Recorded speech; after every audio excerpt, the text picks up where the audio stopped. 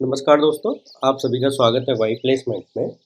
जहाँ पर हम पिछली वीडियो में बात कर रहे थे एससीएफ एंड एलसीएम के बारे में, जो कि आपके आईटी प्लेसमेंट सेक्टर में मोस्टली पूछे जाने वाले क्वेश्चंस को जिस टॉपिक से बनाया जाता है वहाँ पर बेसिकली ये टॉपिक आपको आना चाहिए, बिकॉज इस पर्टिकुलर डायरेक्ट क्वेश्चन ना होके इनडायरेक्ट वे में आप कहीं ना कहीं इसको यूटिलाइज कर रहे होते हो। तो ये बेसिक कोर है जो 8th क्लास तक का बेसिक मैथ के अंडर में आता है, और ये आपको समझ में आना चाहिए कि हाँ भाई, अगर मैं एस की बात करता हूँ तो मेरा एस क्या है, एलसीएम क्या है, उसकी रियल लाइफ एप्लीकेशंस क्या है। Because from a engineer point of view आपको छोटी छोटी माइन्यूट चीज़ों की ना रियल लाइफ एप्लीकेशंस पता होनी चाहिए। नाउ आज जो हम टॉपिक चूज करें हैं, हमारा टॉपिक है एस ओके। एंड हम इस पर्टिकुलर एस के ना निकालने के तरीके देखेंगे कि ओके, हम इस पर्टिकुलर हाईएस्ट कॉमन फैक्टर को कैसे निकाल सकते हैं। ठीक है, बट आगे बढ़ने से पहले मैं बताना चाहूँगा कि आप एक बार एग्जाम्स बॉक्स की एप्लीकेशन को जाके देखें, उसको एक्सप्लोर करें। ठीक है, exambox.com पर।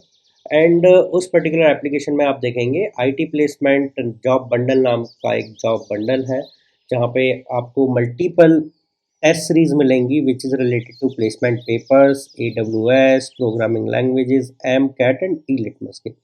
अगर आप देखोगे प्लेसमेंट पेपर्स को, अगर मैं और डीप डाउन तोड़ूँ तो वहाँ पे TCS ninja, Google, Amazon, Amdocs, Mu Sigma, ठीक है, HP, SCL, IBM, Wipro, NTT data, okay, Syntel, ये जैसी कंपनीज हैं जिनके पेपर्स हैं, कोक्यूब्स के पेपर्स हैं, एसेंचर के पेपर्स हैं, कैपजेमिनी के पेपर्स हैं।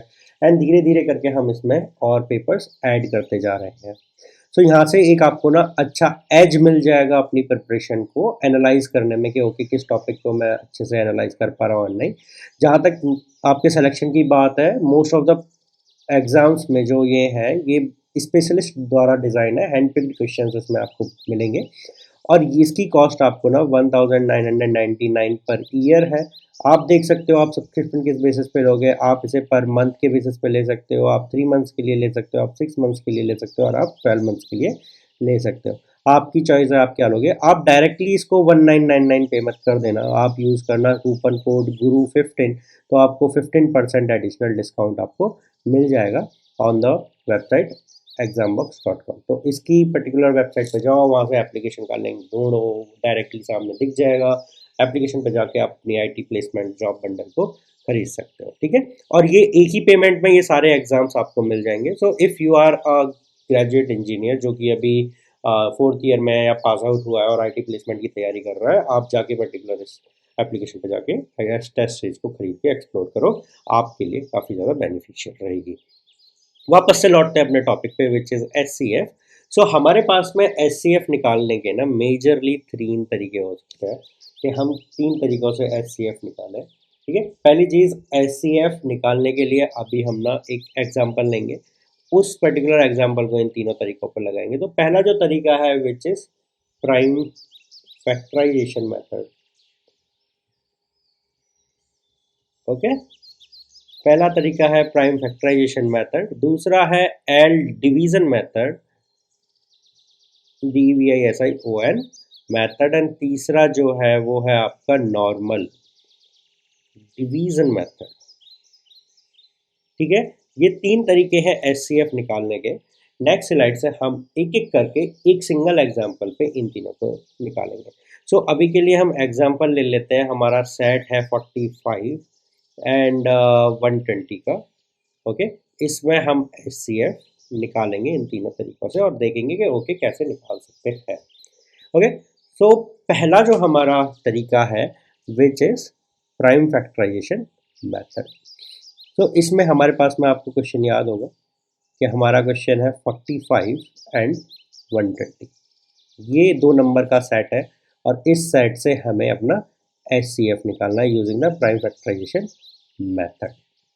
ठीक है, अगर आपको आता है तो आप वीडियो को पॉज करो और आप इसी तरीके से इस पर्टिकुलर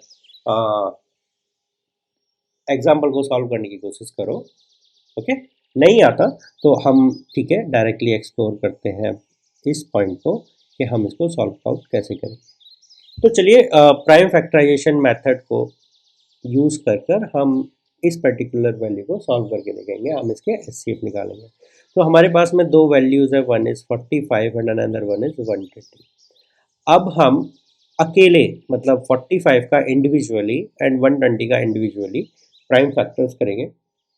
प्राइम फैक्टर्स करने का आपका सबसे आसान तरीका है, आप सबसे छोटे प्राइम फैक्टर्स को यूज़ करके उस वैल्यू को बनाने की कोशिश करो। तो 45 का सबसे छोटा prime factor is 1, then is 3, सो अभी भी वैल्यू नहीं बनी, देन 1 3 जा 3, then again I can say again 3 and then 5।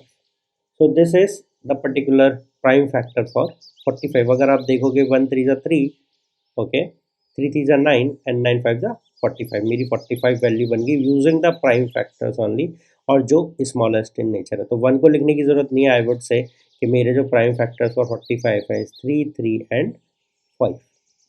Okay, these are the prime factors, minimal prime factors, okay, for 45। Same goes for 120। तो यहाँ पे 2 से मैं डिवाइड करता हूँ 120 को, 60 बचता है। ओके, देखो क्या है, आप कैसे भी निकाल सकते हो। मैं क्या करता हूँ निकालने के लिए, एक तरीका बताता हूँ आपको। मेरे पास में जैसे 120 है, मैं इसको 2 यहाँ लिख दूंगा, 2 से डिवाइड करूंगा तो मेरे पास में बचेगा 60। अभी भी 2 से डिवाइड हो सकता है, हाँ जी हो सकता है, तो मैं एक और बार 2 लिख दूंगा, 30 आ गया। एक और बार 2 से डिवाइड होगा, 2 लिख दिया, डिवाइड किया 15। अब मैं 3 से करता हूँ, 3 से किया तो ये 5 टाइम्स, ओके। अब मैं 5 से करता हूँ तो ये 1 आ गया। जब तक 1 नहीं आ जाता मैं इसको डिवाइड करता हुआ चला जाता हूँ। एंड ये जो वैल्यूज़ है 2 2 2 3 5, okay, 2 2 2 3 5, these are my prime factors. ये मेरी क्या है, प्राइम फैक्टर है। अगर मैं 45 के लिए देखूँ तो 45 का भी ऐसे ही था। 45 को मैंने 3 से डिवाइड किया और उस 3 को यहाँ लिखा, आया मेरा 15। इसको मैंने 3 से डिवाइड किया, इस 3 को मैंने यहाँ लिखा, आया मेरा 5। 5 को मैंने 5 से डिवाइड किया, इस 5 को नीचे लिखा, आया मेरा 1। तो जब तक 1 नहीं आता मैं वो डिवाइड करता हुआ चला जाता हूँ। अब इस पर्टिकुलर सेट में से और इस पर्टिकुलर सेट में से आपको क्या करना है, कॉमन ढूंढना है। सो 1 3 इज़ देयर, 1 5 इज़ देयर। तो मेरा जो कॉमन आया वो आया 3 और 5, इनका मैं मल्टीपल कर ले लूँगा। So this is the highest common factor using the prime factorization method. Okay, तो यहाँ पे मेरा आंसर है 15। सो 45 और 120 के लिए जो हाईएस्ट कॉमन फैक्टर है दैट इज 15। क्या है वो, 15। ठीक है, आई गेस आपको ये क्वेश्चन समझ आया होगा कि हाँ जी कैसे ये क्वेश्चन सॉल्व हो सकता है। ठीक है, next is L division method. Next is L division method. तो हम कोशिश करेंगे सेम क्वेश्चन लें और उसको एल डिवीजन से सॉल्व करने की कोशिश करेंगे। सो एल डिवीजन से कि आपने देखा भी होगा आपने देखा भी होगा एल डिवीजन मेथड मोस्टली लोग यूज़ करते हैं। ठीक है, एंड यूज़ करना आसान भी है। ओके, सो इसमें हमारा जो सेट था वो था 45 एंड 120। ओके, तो मैं अब इसको सॉल्व करूँगा। मैं एल डिवीज़न के लिए क्या करता हूँ, मैं 45 एंड 120 को एक जगह रख लेता हूँ एंड मैं देखता हूँ कोई ऐसा लोएस्ट प्राइम नंबर जिससे ये दोनों डिवाइड हो सकते हैं। ठीक है, तो 2 से या दोनों डिवाइड हो सकते हैं, नहीं जी नहीं, 2 से 45 डिवाइड नहीं हो सकता। 3 से दोनों डिवाइड हो सकते हैं, हाँ जी हाँ हो सकते हैं। 3 से 15 टाइम्स तो ये, और 3 से 40 टाइम्स डिवाइड हो सकता है। अब मेरी जो टारगेट है वो एक ऐसा नंबर ढूंढना है, लोएस्ट प्राइम नंबर, जो इन दोनों को 15 एंड 40 को डिवाइड करे। ठीक है, एक साथ। तो मेरा नंबर 2 है, नहीं जी नहीं 2 नहीं है, 15 नहीं डिवाइड हो सकता। 3 है, नहीं जी नहीं 3 भी नहीं है क्योंकि 3 से 40 डिवाइड नहीं हो सकता। Then next prime number is 5। तो मैं 5 से 5 3 जा एंड 5 5 8 जा ये डिवाइड कर सकता हूँ। अब क्या ऐसा कोई नंबर है जो इन दोनों को डिवाइड कर सकता है, लोएस्ट प्राइम नंबर? नहीं जी नहीं, 2 नहीं है। 2 नहीं है तो 3 है, नहीं जी नहीं 3 भी नहीं है। अब जब मिनिमम ही नहीं है तो बाकी का बड़ा तो कोई हो ही नहीं सकता। सो यहाँ पे जो ये दोनों वैल्यूज़ हैं इनका मैं मल्टीपल ले लूँगा, आएगा 3 into 5 which will give me 15 as the result. तो यहाँ पर मेरा जो आंसर है for particular L division method, okay, for the HCF of 45 and 120 is 15। ठीक है, आपको I guess prime factorization method समझ आ गया होगा, एल डिवीजन मेथड समझ आ गया होगा। अब मैं तीसरा बेसिक कॉन्सेप्ट लेके चल रहा हूँ which is normal division method. क्या है तीसरा? Normal division method.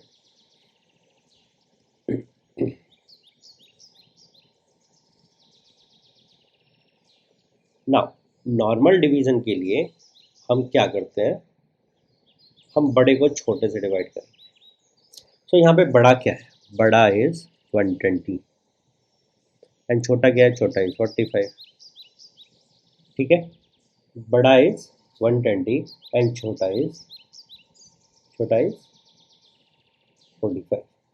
अगर मैं डिवाइड करता हूँ so 2 times 90 and reminder will B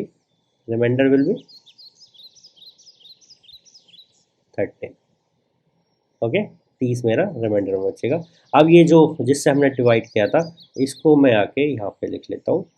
अब मैं जिससे पहले डिवाइड किया था उसको डिवाइड करूँगा जो रिमाइंडर है। तो 1 times 30, reminder is 15, then 30, 2 times 30, कुछ नहीं बचा, रिमाइंडर है ही नहीं। तो ये जो है 15 जिस पॉइंट पे यहाँ पे, बिकॉज मैंने सेकंड स्टेप में ये किया था, ये 15 यहाँ पर मेरा कंप्लीटली डिवाइड करता है इससे प्रीवियस रिमाइंडर को। सो मैं मेरा जो HCF होगा using normal division method is 15। ठीक है, आई गेस आपने तीनों मेथड से आंसर निकलते हुए देख लिया एंड आई होप आपको समझ भी आया होगा कि मैं एल डिवीजन मेथड को बेस्ट क्यों बता रहा हूँ, क्योंकि वहाँ पे दोनों को निकालना आसान है और हम लिमिटेड टाइम तक ही कैलकुलेशंस करते हैं। ओके, यहाँ पे ये बहुत कॉम्प्लेक्स हो जाता है। ठीक है, इससे पहले जो हमने प्राइम फैक्टर था कर रहे थे वो भी हमें बहुत अलग अलग करना पड़ रहा था, बहुत सारी कैलकुलेशन थी। यहाँ पे हमने क्या किया, single step second step 2 step में निकाल दिया एंड फॉर द सेम हम मल्टीपल स्टेप्स यहाँ पे किए। ओके, फिर हम कॉमन ढूंढे, फिर उसको मल्टीप्लाई किए, वो सब नहीं करना पड़ता। ओके, आपने मिनिमम ढूंढा, मिनिमम प्राइम नंबर ढूंढा, उससे दोनों को डिवाइड कराया, जब तक डिवाइड हो रहे कराते रहे, फिर बाद में जो जिससे डिवाइड हुए उनको मल्टीप्लाई करके आंसर दे दिया। So this is how you can calculate the highest common factor, okay, in your exams. तो ये मैंने आपको कोर कॉन्सेप्ट समझाया हूँ। ठीक है, फॉर दिस HCF मैथमेटिक्स, जो भी इसके पीछे की मैथमेटिक्स है। नेक्स्ट वीडियो में हम लोग LCM की बात करेंगे, जहाँ पे हम लीस्ट कॉमन मेथड्स मल्टीपल निकालने की कोशिश करेंगे यूजिंग इट्स मेथड्स। ठीक है, वो भी देखेंगे कौन कौन से मेथड्स हैं। बट यहाँ पे मेरी रिकमेंडेशन यही रहेगी आप लोगों से कि आप एल डिवीजन मेथड को यूज़ करो एंड आप थोड़े से क्वेश्चन सॉल्व करोगे ना इसके, आपको अपने आप आ जाएगा कि जी ओके इसका क्या होगा, इसका क्या होगा, एंड वैल्यूज़ रिपीट होती रहती है। सो ऐसा कुछ नहीं है कि आपको हार्ड कोर ही करना है। आप तरीका समझ जाओ, अगर कहीं अटकते भी हो, आपको याद नहीं आ रहा, तरीके से सॉल्व कर लो, अदरवाइज आपकी इंट्यूशन ही बता देगी कि इसका आंसर क्या होने वाला है। ठीक है, तो ठीक है, चलते हैं अगली वीडियो में which is on LCM least common multiple.